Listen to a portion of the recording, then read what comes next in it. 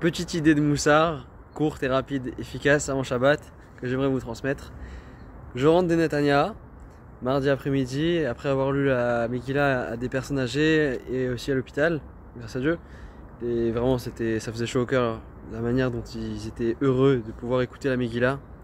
Malheureusement, ils n'ont pas pu se déplacer, etc. Je suis dans le trajet du retour, donc je suis dans le bus, direction la gare de Netanya. Le bus avance au pas, et il y a beaucoup de trafic, c'est Pourim, et je vois l'heure d'arrivée ici, mais du bus 15h27. Le train est à 15h27, direction Jérusalem. Il faut absolument que je puisse monter dans ce train. Je dois rendre la Megillah à la personne qui a bien voulu me la prêter, donc je la remercie beaucoup. Et si je rate ce train, c'est très problématique parce que j'arriverai vraiment juste avant la nuit et je pourrai pas rendre la Megillah à cette personne. Je suis dans le bus et je prie très fort, Hachem, s'il te plaît, en od milvado. Il n'y a que toi, Hachem.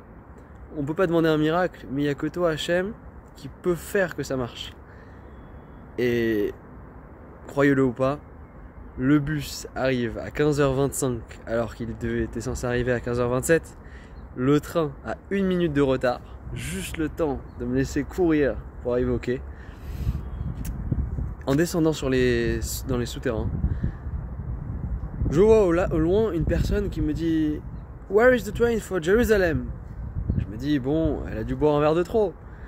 Elle trouvera. » J'ai vraiment pas le temps de m'arrêter, j'entends le train arriver. Je me dis maximum, bon, elle prendra le train dans 20 minutes, et moi je dois foncer. Je lui réponds pas, je fonce, je monte en haut, et en arrivant au bout des marches, juste avant de monter dans le train, je me retourne, j'entends du bruit derrière moi, quelqu'un qui court, et je vois cette personne. Je me dis, waouh, mais elle me repose la question, ben, où est le train pour Jérusalem? Alors bon, j'étais habillé en chemise, etc. Mais je comprends pas vraiment. Bon, je lui dis, I'm going also to Jerusalem. If you want, come, follow me. Si vous voulez, suivez-moi. Elle me dit, ah yeah, ok. Vraiment, vous allez à Jérusalem, ok. Elle accepte de me suivre et je lui dis, voilà, ça c'est le train et on fera un changement à Tel Aviv pour direction Jérusalem.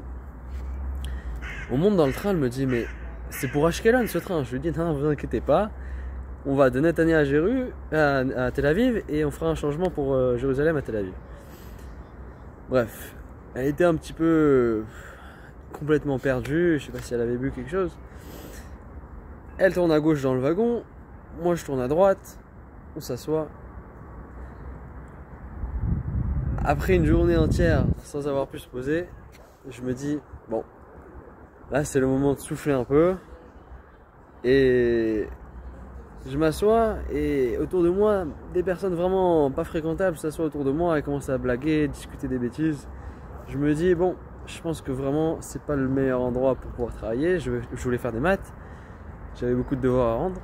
Je me suis dit, bon, on change d'endroit, c'est vraiment pas le bon endroit. Je décide d'avancer un peu dans le wagon pour voir s'il n'y a pas des places. Je monte en haut, pas de place, tout est plein, le train est plein pour Jérusalem. Bon, je me dis, voyons voir s'il n'y a pas de la place un peu à l'arrière. Je retourne en arrière et là, je retombe sur la personne qui m'avait demandé le train pour Jérusalem. Cette personne me remarque pas, elle est sur son téléphone et je m'assois et je me dis, bon, il y a un truc vraiment qui cloche. Je devais pas avoir ce train. Je l'ai eu, grâce à Dieu. Je devais pas être dans le même wagon.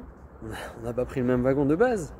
Finalement, on se retrouve dans le même train, dans le même wagon, à quelques places d'intervalle. Il y a quelque chose qui cloche. Mais la question qu'il faut se poser, les amis, qu'est-ce que je fais à ce moment-là, à cet endroit-là? Si Hachem vous met à un endroit, posez-vous toujours la question, pourquoi je suis là et qu'est-ce que je peux faire pour sauver l'instant? Je me dis, bon, qu'est-ce que je peux bien faire? Il y a quelque chose à faire, mais quoi? Et là, bon, je suis avec la Megillah dans la main, et je venais de lire à des gens, et je me dis, bon, on va poser la question, on sait jamais si on peut faire encore une lecture, pourquoi pas? Je m'approche, je lui demande, excuse me, have you heard the Megillah today? Cette personne me regarde et me dit Not yet, but I will heard in Jerusalem, don't worry. Bon, je suis un petit peu gêné, mais je lui dis No, it's not the same day, it's 2 days. You have to listen also today and also tomorrow. Vous devez écouter les 2 jours, c'est pas les mêmes jours. Elle me dit mais ça va, j'écoute ce soir, t'inquiète pas. Je lui dis non, est-ce que vous avez écouté aujourd'hui? Et elle me dit non, mais bon, qu'est-ce que je peux faire si je dois écouter? Qu'est-ce que je peux faire maintenant? C'est un peu tard. Je la regarde et je lui dis c'est jamais trop tard. Quand on veut faire une mitzvah, on peut toujours faire une mitzvah. Et là, je lui sors la Megillah d'un petit sac en plastique que j'avais et je lui dis so just listen, I will read the Megillah for you. Elle me dit no, really? In the train? Je lui dis yeah, why not? Elle me regarde, elle me dit okay, but are you sure it will not disturb all the passengers? Ça va pas déranger les gens à côté? Je lui dis vous inquiétez pas, l'essentiel c'est que vous écoutez la Megillah. Bon, étant un peu gêné, elle me dit ok, je vous écoute. Je commence à faire les brachot, elle répond amen, je lui lis la Megillah. Pendant toute la Megillah, elle avait son téléphone sur les genoux. Peut-être elle a dû recevoir minimum, je dis bien minimum, hein, 40 voire 50 notifications sur la demi-heure de lecture. Ça n'a pas arrêté. Des appels, des WhatsApp, des réseaux sociaux, vraiment c'était la folie. Elle n'a pas touché son téléphone pendant toute la lecture. Mais qu'est-ce qui a fait qu'elle n'a pas touché son téléphone? Bien, vous savez, qu'est-ce qui n'a pas fait qu'elle a touché son téléphone? Son âme a été attirée par la lecture de la Megillah. Son âme. À la fin de la lecture, je me dis, bon, il faut quand même que j'obtienne quelques petits détails quand même pour cette histoire qui est vraiment bizarre. Je lui demande, depuis quand vous êtes en Israël? Elle me dit 5 mois. 5 mois, waouh. Et vous parlez un peu hébreu? Ktsat. Qu'est-ce que c'est Ktsat? Shalom, Leitraot, Toda Rabba. Bon, vous comprenez pas vous avez compris un peu la Megillah? Vraiment pas. Ouais. Et vous avez... Comment ça se fait que vous n'avez pas répondu aux appels, etc. Je vous remercie du fond du cœur. Ça m'a fait chaud au cœur. Mon âme a écouté. Est-ce que vous pouvez rester insensible à une réponse comme ça? C'est magnifique. De cette histoire, on apprend 3 principes fondamentaux.